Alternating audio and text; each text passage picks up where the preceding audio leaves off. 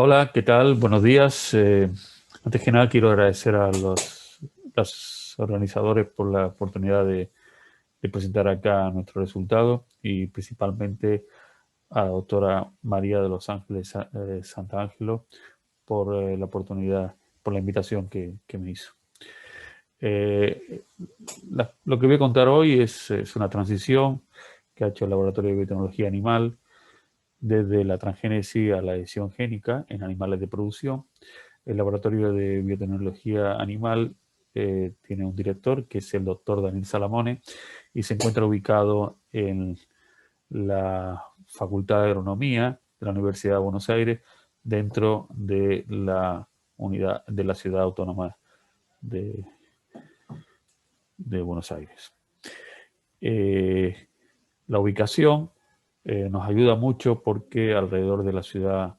autónoma de Buenos Aires hay una gran cantidad de frigoríficos que faenan animales de producción y que de esa faena, como material de descarte, se liberan los ovarios, material que para nosotros es esencial, del cual obtenemos los ovocitos que utilizamos para la generación de embriones y para la transgénesis y la adición, como voy a contar en esta presentación. El laboratorio per se y del doctor Daniel Salamone ha sido pionero en muchas técnicas de reproducción asistida, de transgénesis y de edición génica. En ese laboratorio se hizo el primer ternero probeta del país, la primera vaca clonada del país, la primera vaca transgénica, la primera oveja ICSI del país, y eso voy a contarlo hoy, esa oveja ICSI, el primer equino clonado, los primeros embriones bovinos editados del mundo se hicieron en ese laboratorio y también el primer equino ICSI. Bueno, eh, para mí y para muchos, para nosotros, la aparición de la CRISPR, de las que voy a hablar también en la charla hoy, es un evento tan disruptante que algunos autores, nosotros y algunos autores también consideramos que se puede hablar de antes de CRISPR y después de CRISPR, haciendo una analogía con lo que sería el nacimiento de Cristo. Entonces, nosotros estamos antes de que aparecieran las CRISPR, alrededor del año 4 o 8 antes de CRISPR, nosotros estábamos trabajando en transgénesis, más concretamente en desarrollar técnicas de transgénesis en animales que fueran más económicas, más eficientes y que se pudieran hacer desde el sector público. Hasta ese momento, la transgénesis en animales se hacía o bien por clonación, o sea, hace una transgénesis, transforma célula y a partir de esa célula la utiliza como donante de núcleo, o bien por microinyección en el pronúcleo masculino, algo que particularmente en animales de producción era más complicado porque era difícil de visualizar el pronúcleo, hay que hacer un paso previo que consiste en la centrifugación de los embriones, pero todo esto hace que ambas técnicas sean poco eficientes. Nosotros buscábamos alguna técnica que fuera más eficiente y que permitiera hacer más cantidad de transgénicos y que nos habilitara a hacerlo desde un laboratorio público, ¿no? Yo llegué al laboratorio alrededor del 2005, 2006, porque bueno, no fue una llegar y empezar a trabajar directamente. Hasta el 2007 no tuve una relación más estable con el laboratorio. Y nosotros estábamos poniendo a punto una técnica de transgénesis mediada por espermatozoides. Esa técnica había sido descrita en ratón por un grupo italiano, pero a su vez había bastante controversia por la técnica, porque había grupos que la habían intentado reproducir y no lo habían conseguido reproducir. La técnica consistía en que si uno incubaba los espermatozoides con ADN exógeno y ese espermatozoide o bien hacían inseminación artificial o bien fertilización in vitro o ICSI, que es una técnica más que consiste en introducir un espermatozoide dentro de un óvulo, podían generar transgénicos. Esto nosotros lo estábamos desarrollando en ovejas y nos dimos cuenta que ni por inseminación artificial ni por fecundación in vitro conseguíamos embriones que expresaran el transgén, pero sin embargo por ICSI conseguíamos un alto porcentaje de embriones que estaban expresando el transgén, ¿no? Esto, como ya lo he mencionado, lo hicimos en ovejas y durante varios años estuvimos poniendo a punto las técnicas de cultivo y la técnica en sí de ICSI, que requiere una posactivación, y eso nos llevó a que tuviéramos alta cantidad de tanto en la producción de blastocitos como en que estos blastocitos fueran transgénicos. Bueno, todo muy lindo, trabajando in vitro, embriones que expresaban la proteína fluorescente verde, que es fácil que provoca un cambio fenotípico, fácilmente seguible, pero queríamos saber cuál era la frecuencia de nacidos transgénicos. Y decidimos transferir estos embriones de oveja, y acá fue donde cometimos nuestro primer error, ¿no? Nosotros teníamos el laboratorio en Buenos Aires, pero nuestra receptora, nuestras ovejas, estaban en la estación experimental del INTA Bariloche. A partir de esos errores es que tratamos siempre de ese error, siempre tratamos de, en la medida de lo posible, tener los receptores lo más cerca posible del laboratorio. Bueno, esto es un trabajo, esta tablita que ven acá es un trabajo de año y medio, el que hicimos sucesivos viajes a Bariloche por vía terrestre, porque la conservadora de embriones no tenía una batería que no te la permitían subir en la cabina del avión y complicaba llevarlo en avión, y tampoco teníamos, en ese momento los pasajes en avión eran mucho más caros que los pasajes en micro, así que nos pegamos varios viajes en micro desde Buenos Aires a Bariloche y transferimos los embriones en dos etapas. Transferimos embriones en el estadio blastocito, en el que ya expresan la proteína fluorescente verde y ya sabemos el fenotipo. Ahí transferimos 46 embriones en 29 ovejas receptoras, de las cuales de esas 29, 5 no retornaron al celo, quiere decir que hubo una preñez temprana, pero la mayoría de ellas la perdieron. A los 28 días ya detectábamos solamente una preñez, se mantuvo y el cordero nació, y ese cordero no fue transgénico. La otra forma de transferencia, y asumiendo que pudiera haber un problema en el cultivo de los embriones ovinos, y por lo tanto cuanto más rápido lo pusiéramos en el útero, en el oviducto materno, mucho mejor, van a ser mejores son las condiciones de cultivo de los embriones. Transferimos 228 embriones en 35 ovejas. Estos embriones no sabíamos si expresaban o no la proteína fluorescente verde, y de ahí también obtuvimos un cordero, después de tener 2 preñeces, 14 hembras no volvieron al cielo. Bueno, un solo cordero nació y tampoco fue transgénico, ¿no? Estos son los 2 primeros corderos ICSI del país, pero bueno, para nosotros no fue un resultado bueno, porque lo que estábamos buscando es que fueran transgénicos y no lo fueron. En ese momento ya estábamos nosotros pensando en que no bastaba con que poner el transgén en el citoplasma, que terminaba llegando al núcleo y que se expresaba correctamente, sino que teníamos que ayudar al sistema de alguna manera a hacer una transgénesis activa para que se integrara al transgén. Entonces, en un año antes de que aparecieran las CRISPR, este trabajo fue realizado en el 2012, lo que pensamos es, bueno, vamos a poner la meganucleasa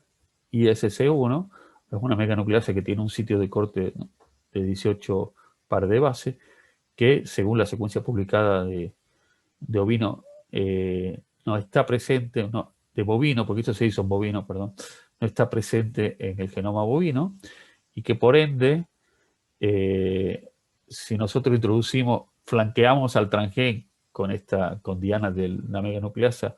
y transformamos a al transgen con la meganucleasa en embriones, inyectándolo en el citoplasma de un cigoto bovino, vamos a ver si ese corte que se está produciendo en el transgen facilita la incorporación en el genoma. Para ver incorporación en el genoma decidimos asociarnos con un grupo de la Universidad Nacional de San Martín, dirigido por el doctor Radrizani, para poder realizar FISH o fluorescencia in situ. Entonces, cuando realizamos fluorescencia in situ, acá los colores están un poco cambiados, no sé si llegan a verlo, pero el transgen, que es GFP, está teñido con una sonda rosa y un gen endógeno está teñido con una sonda verde. Bueno, en ese caso lo que veíamos nosotros es que si le poníamos la meganucleasa, porque transformamos con la meganucleasa y sin meganucleasa, la adición de la meganucleasa, que es la primera fila, veíamos que aumentaba la cantidad de blastómera, de células de los embriones, en las que podíamos detectar la presencia de el transgen insertado. Se supone que en las condiciones de la FISH, de lo lavado que hay, una copia del transgen episomal se perdería y necesita que esté integrado para que sea reconocida por la FISH. Bueno, utilizando esta estrategia vimos que había un incremento, ya solamente introduciendo un corte, no en el genoma, sino en el transgen. Hay un incremento y pasamos de tener embriones, un 44% de embriones que detectamos por FISH, que son transgénicos insertados, frente a un 7% que teníamos antes cuando no utilizábamos la meganucleasa. O sea, acá ya estábamos nosotros entrenados para inyectar enzimas y ADN en el citoplasma de embriones y no alterábamos la habilidad de estos embriones e incluso veíamos un efecto positivo en lo que sería la integración. Por ese mismo año ya estábamos dándonos cuenta de que realmente si era difícil hacer un transgénico, que nos estaba costando hacer un transgénico, mucho más difícil es hacer que este transgénico llegue al mercado. Si ustedes ven en la literatura, hay decenas de animales transgénicos obtenidos por laboratorios a lo largo del mundo, tres decenas, 4 decenas, un número cercano a 50, y solamente aceptado en el mercado, que tengan peso en el mercado, de animales transgénicos, solamente tenemos 4, que son, uno es agropecuario, que es el pez aquabonti, un pez que tiene un crecimiento acelerado porque tiene una hormona de crecimiento de un salmónido de agua fría, mientras que si ven acá, estos dos peces son la misma edad y estos tienen un tamaño mucho más grande. O los otros ejemplos que había de transgénicos eran farmacológicos, eran que producían en leche o en huevo determinados fármacos. Ninguno de nosotros no estábamos trabajando en esos productos y por lo tanto, después de hablar por ejemplo, con el Aquabonti, que le había costado 100 o 1000 veces más de regular el animal que obtenerlo, decidimos dejar de momento de hacer transgénico y nos concentramos más en la nueva técnica que había aparecido, la edición génica. La edición génica, con un aporte bastante importante de las premios Nobel Emmanuel Charpentier y Jennifer Doudna del Premio Nobel de Química del año pasado, eran una revolución, como ya le he dicho, en la edición génica. Entonces, la CRISPR-Cas son unas enzimas que reconocen una secuencia de 20 nucleótidos, por lo tanto, que está muy poco representada en el genoma o no está representada en el genoma. Si ustedes se ponen a pensar los tamaños y la frecuencia de aparición de un corte de una secuencia de 12 nucleótidos, de 20 nucleótidos, sería 4 elevado a 20. Si estuvieran distribuidas al azar las bases, sería 10 elevado a 12. Por lo tanto, no tendríamos que diseñar 100 guías para que una cortara al azar un genoma humano, un genoma bovino, etcétera. Estas enzimas realmente son las que capaces de encontrar una aguja en un pajar. Si ustedes hacen una analogía con una biblioteca, si tuviéramos una biblioteca con 1.000.000 de libros y cada una de ellas con 1.000.000 de letras, nosotros podríamos ir a un bibliotecario avesado y decirle, me gustaría que me encontrara la cita, una pequeña cita de unas 20 letras, y el bibliotecario iba y la encontraba. Eso es lo que hace CRISPR en el genoma de los organismos superiores. Bueno, pero es un corte, y después del corte, ¿qué podemos hacer? Bueno, o lo dejamos solo y se repara generando normalmente un knockout, o le introducimos un donor que va a hacer que genere que se corrija en el sentido, y eso puede provocar que se incorporen secuencias nuevas. Hoy en día existen herramientas tanto de plásmidos como de plásmidos con promotores virales que pueden ayudar a hacer una expresión del transgen del RNA in vitro, o incluso existe la proteína o en estructura en lentivirus que permite utilizar tanto DNA, que se utiliza fundamentalmente en células, o también hemos visto nosotros que funcionan en embriones, o fundamentalmente utilizar la proteína o el RNA en embriones. Tiene dos componentes, la Cas y el guía, y eso se puede hacer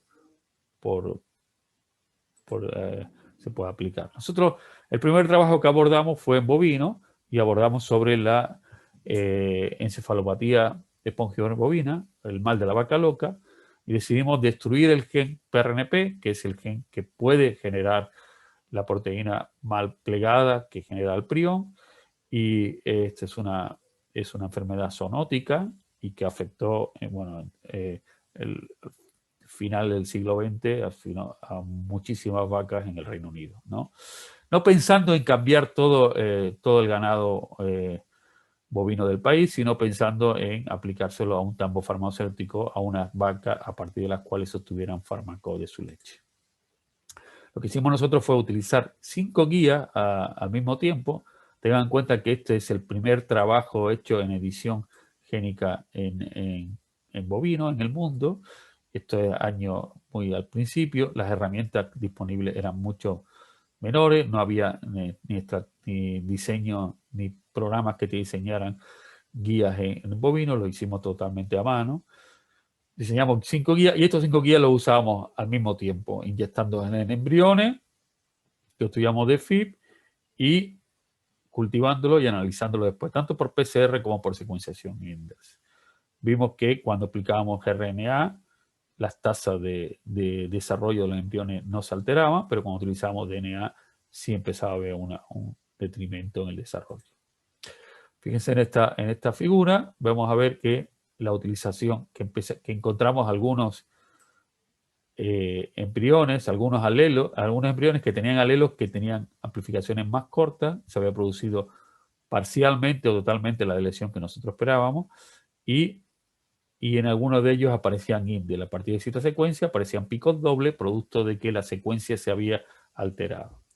Bueno, en definitiva, teníamos que, utilizando una cierta concentración de RNA, llegamos a tener más de un 75% de los embriones editados, y algunos de ellos con ediciones, con 2 ediciones, tanto en modificación de la secuencia, un indels, como en la aparición de alelos deletados, ¿no? Además, avanzamos un poco más y lo que hicimos fue ver si podíamos dirigir la integración de una secuencia en esta región. Para ello utilizamos un donor que tenía esta estructura, el GFP, con 2 regiones homólogas de 1 kilobase aproximadamente, y cuando se introducieron los cortes, bueno, nosotros analizamos 8 embriones, y de estos 8 embriones, en uno encontramos que se había integrado, hacíamos por PCR de fuera de la construcción y de dentro de la construcción, que se había integrado el transgen correctamente loco específico. Esto estoy hablando del año 3, del año, se publicó en el año 2016, de la aparición de las CRISPR, que es en el año 13. Bueno, ahora estamos trabajando en xenotrasplante, y para eso el xenotrasplante consideramos que una posible solución a la creciente lista de espera de órganos, porque la situación es que solamente entre un 5% de la muerte, o menos del 5% de la muerte, pueden dar lugar a trasplante, se hacen las condiciones adecuadas para que den lugar a trasplante. Y bueno, consideramos que el cerdo es un buen donante porque es fisiológicamente parecido al humano, es muy prolífero y tenemos mucha experiencia en criarlo. Sin embargo, hay ciertos inconvenientes como son el rechazo hiperagudo, la microcoagulación y el rechazo mediado por células. El más importante de atacar es el rechazo hiperagudo porque el cerdo, como algunos primates no humanos, tienen anticuerpos preformados contra algunas glicosilaciones presentes en el cerdo, porque están también presentes en bacterias con las que coexistimos. Y si uno pone un cerdo, este es un ejemplo de un cerdo, de un riñón de cerdo en un primate, y a los 5 minutos necrosia totalmente el riñón. También hay que responder a, como ya he dicho antes, a la microcoagulación o el rechazo mediado por células. O sea, hay cada vez más aparición de startups y de grupos en el mundo que consideran que hay que hacer ciertos knockout en el cerdo y ciertos knock-in, introducirle genes humanos que induzcan situaciones de inmunotolerancia y que permitan que el órgano no se destruya en el cerdo para conseguir que el cerdo sea un donante de órganos y así mitigar los problemas que hay de lista de espera. En ese caso, nosotros lo que ya estamos haciendo es, lo que hicimos fue introducir dos guías en ADN, dos guías de estos genes. Este gen es muy importante para el rechazo hiperagudo y este es un gen relacionado con microcoagulación, y lo cultivábamos en el laboratorio, esos embriones, y analizamos después por PCR, por PCR. De 13 embriones que analizamos, encontramos 3 que habían hecho una deleción en GTA, 4 que habían hecho en Bone y ninguno que había hecho en CMH, pero y estos 2 embriones eran coincidentes, estos 3 y estos 4, cuando analizamos estos dos embriones sí tenían indels, porque solamente uno de los 2 guías había cortado y no los 2 guías. En este caso, cuando cortan los 2 guías, como ven acá, en la secuenciación que hicimos, se pierde exactamente la secuencia que hay flanqueada por los 2 guías. Bueno, ahora mismo estamos trabajando con complejos ribonucleicos y no con plásmidos, como en este caso, y en este mismo congreso hay un póster, el B4, y que tendrá una exposición oral por Gastón Lamota, donde explicaremos los resultados que estamos teniendo con los complejos ribonucleicos. Bueno, quiero mostrar acá a los colaboradores nacionales e internacionales que participaron en algunos de los trabajos que he mencionado, algunos incluso desde nuestro laboratorio que ahora están fuera, algunos en Stanford o en San Francisco, algunas empresas con las que colaboramos, una foto de todos los integrantes. Acá estamos, el grupo que estamos trabajando más concretamente en xenotrasplante, y agradecerle mucho por su tiempo. Gracias.